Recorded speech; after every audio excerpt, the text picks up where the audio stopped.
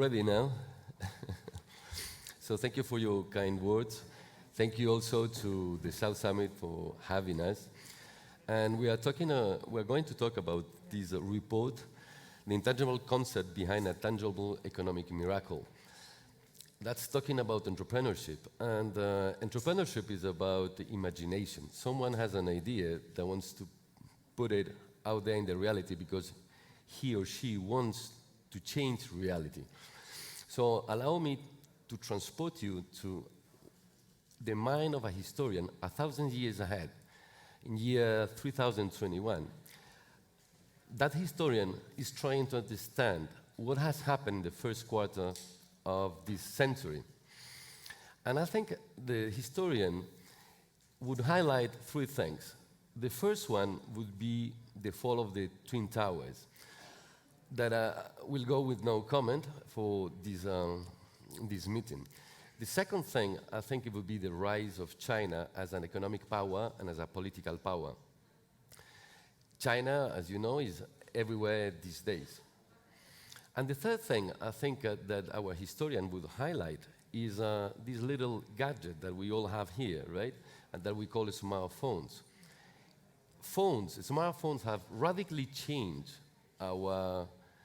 the way we interact with each other, the way we access to information and to education, and also it has radically changed our relationship with power of any kind. So today, iChina Center, together with the University of Tianjin, have gathered a distinguished number of panelists, all Chinese, including the uncle, who herself is an entrepreneur. So we'll call them one by one. Professor Ma Pin, could you please join us?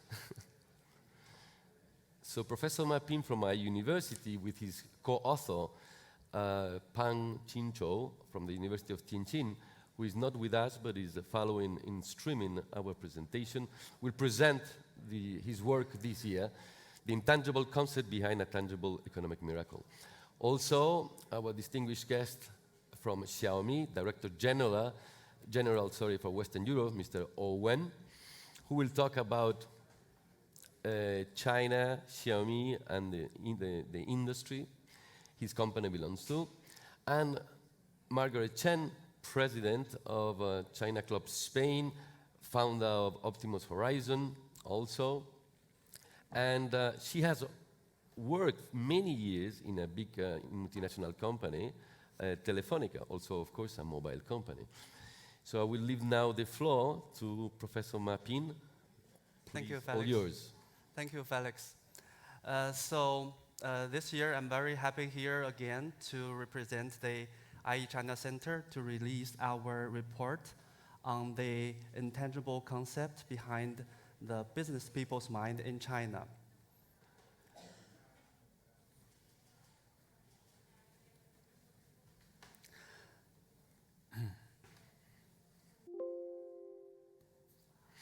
So as we can see, this year we collaborate with Tianjin University in China, try to dig deeper to the mind or mentality of business people in China to find out the drive behind their business practices and eventually contributing to their economic growth.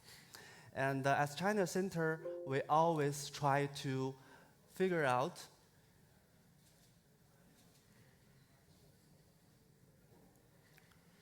Doesn't work? No. It doesn't go up. Okay. Try to understand the business practices and generalize new knowledge for global benefit. By doing so, in 2019, on the same stage, we released our first report on the comparison of Chinese versus European entrepreneurship. And last year, we presented the Family Business Report of China. And again, this year, we're going to talk about the fundamental element of Chinese businesses, which is the people, and more specifically, the entrepreneurs and the business executives. And further, we try to use the construct calling to explain their passion, their motivation at work. Calling is a well-studied construct in the Western world because it has its root in religion. And in the previous research, mainly based on Western samples, we believe calling means three things, or three elements. First, you should feel an external summon from a higher power, for example, God. And second, you feel like doing this work is serving your sense of purpose of life. For example, I meant to be an educator. I feel like doing a job as educator benefit the society, contributing my effort to the society at large. And all three elements together would motivate me to go to work every day with passion, with motivation. However, it's also very easy to see these three elements are not very common or recognizable in Chinese culture. So we think we should dig deeper into this calling concept in the Chinese context. Through a solid psychometric procedure, for the time, I will skip the details. It's in the report. We found that for Chinese entrepreneurs, calling means four things. The first element is called altruistic contribution. That means you work to contribute to the society, to pay back to the community, to serve other people. Second, it's actualizing the value of your life. This is similar to the sense of purpose in the Western Western context. So in that sense, is you try to improve yourself and to make it meaningful of your own life. The third one is a personal attachment. That's your personal passion to a domain or industry or the business. You have the belief that this industry will grow in the future, so I devote my life to developing this industry. And last one is the external influence. Most significantly, for example, in the early 1980s, when China started the economic transformation, people see the social trends, see the political opportunities, so more entrepreneurs devote into their businesses. And all four elements together to motivate Chinese entrepreneurs, but they have different power over their business influences, in terms of which we examine four business practices. One is overall performance, and then social responsibility, diversification, internationalization. And we found the most powerful element is the first one, altruistic contribution, which has an influence over all four of them. And followed by actualization of value of life, only two, and then personal attachment, only internationalization, and external influence, which has a power over social responsibility. So overall, now we know the idea of calling in Chinese context, which is the intangible drive behind the whole business economy growth, is this four elements. And now we learned this concept of calling in Chinese context. Thank you very much. Thank you. Ms. Chen, we've talked about this calling, right? So in your view, can you tell us about an entrepreneur you admire and whether this definition of calling fits into her company? Or? Mm-hmm. Well, it's a question which is difficult to answer because there are so many of them. Good morning, I'm Margaret Chen. I've been living here very long, and I'm observing the emerging world of the whole continent of China. No? And we saw the last 30 and 20 years that lots of Chinese companies have been going from backwards to leading position. And so I think I'm working in the technology front end, and I have to say that Huawei is the company that I most admire as the company who made so many breakthroughs.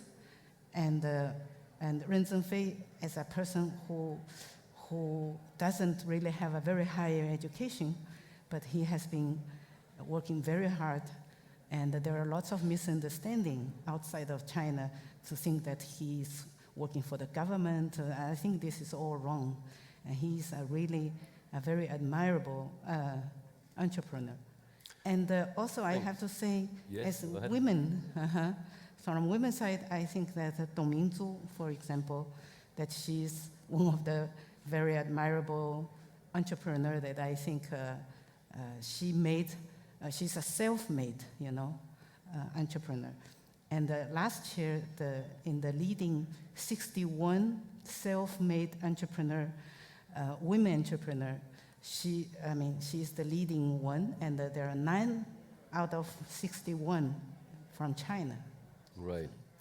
Well, our historian up there in the 22nd century, 3021, is looking. So, Mr.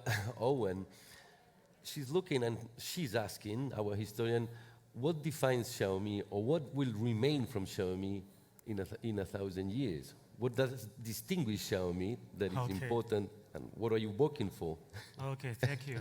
Thank you, everyone. My name is Owen, and first, thanks for IU University inviting me to join this great conference, and give me this chance to present Xiaomi to let you understand more about Xiaomi, more about Chinese companies. Actually, Xiaomi was founded in 2010, and this year is the 11th year for Xiaomi. We are during the 11 years journey, we already be top 500, Fortune 500 companies in the world, and we are the youngest top 500 company in the world right now. And regarding Europe, we just entered Europe there 4 years. We formally entered from Spain in November of 2017. So we consider us still a startup company in Europe. But we still made a lot of miracles. For example, in Spain, just 3 years, we get #1 market share already, according to Canalys report. And we get #1 in Italy and France in this Q2, #1, and this only 3 years. So actually, we made a lot of miracles. And what is a password key to make the miracle? Actually, I said the password already right everywhere in this Congress. That is innovation. And I think the innovation is also the key for most of the Chinese companies nowadays.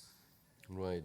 Well, today is the anniversary of the 10th anniversary of the death of Steve Jobs, one of the big figures, of course, in the sector. And as the president of our university mentioned this morning in a post, and it happens that the founder of Xiaomi, Lei Chun, is, I would say, one of the great admirers of Stephen Jobs.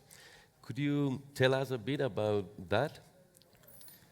I know you don't like very much to talk about that. Maybe the other panelists can help, or Normally we don't comment competitors, okay? But I would like to see each company has their own philosophy to develop to win the market.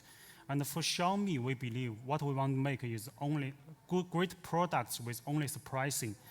So actually, you can find this kind of conflict. If you want to make great products, that means the cost should be high. But if you want to make value for money, you should lower the cost. So the only way to make that is innovation. Actually, we make that is from our business model. We call it a triathlon business model. We have internet service, have hardware, and have new retail. So this is what I think Xiaomi is different from the other companies. right? Yeah, Well, I have a quick please. comment on that. As a leadership scholar, Lei Jun is one of my research target, of course, because he's very representative of the new generation of Chinese entrepreneurs. In our 2019 comparison between Chinese and European entrepreneurs, we found out that the new generation, like Mr. Lei, their leadership styles are very much alike, like their Western counterparts like Steve Jobs or other major technological giants in terms of their charisma, publicity, and social media management. And of course, their personal characteristics always contribute to the company's success too. Right. Well, for the audience, if you're not familiar with Lei Chun, he, in his presentations, put some sports shoes, some jeans, and a black shirt, just as the Stephen Jobs used to do, right? And that leads us to my next question. Do you think that Chinese entrepreneurs will raise the passions that their Western counterparts do in the future? I think yes, because the so-called soft power we're talking about comes from like cultural elements, comes from art, comes from managerial artistic side of the practices.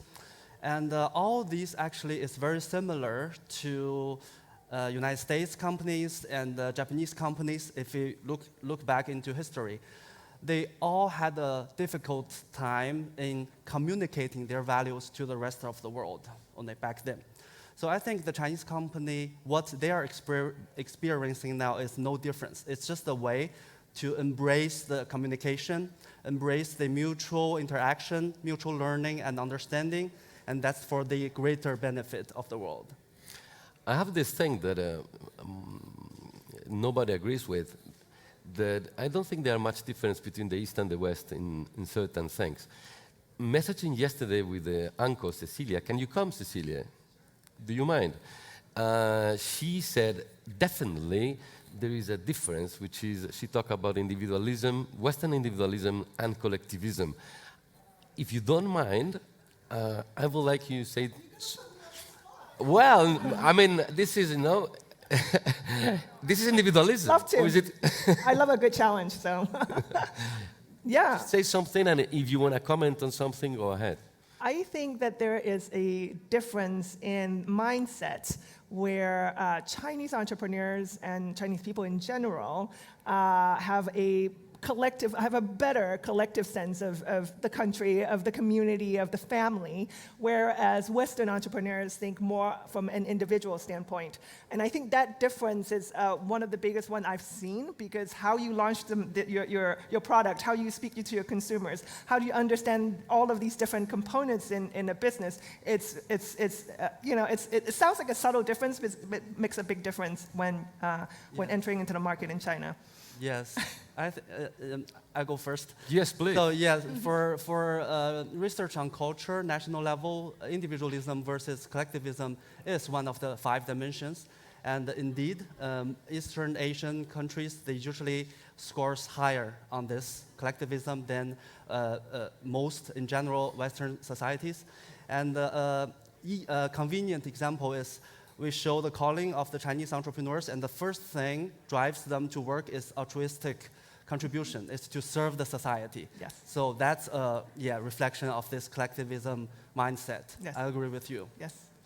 But I think the world is converging, world because is China, converging, more that's and it. more you see Chinese entrepreneur, you hear their names before you only hear the brand, So I think that, but I think behind this is a development of technology. I think technology has no boundary. We should not set boundary for technology. I think we should all sum together to go further, to make contribution to human kind, mankind. And so I think we should support and we should congratulate Chinese success in the technology sense, in order not to suppress politically. I think this. Yeah, I agree. To embrace the difference of the culture rather than recognizing and stay on the difference, right? Right. And encourage more mutual communication and understanding.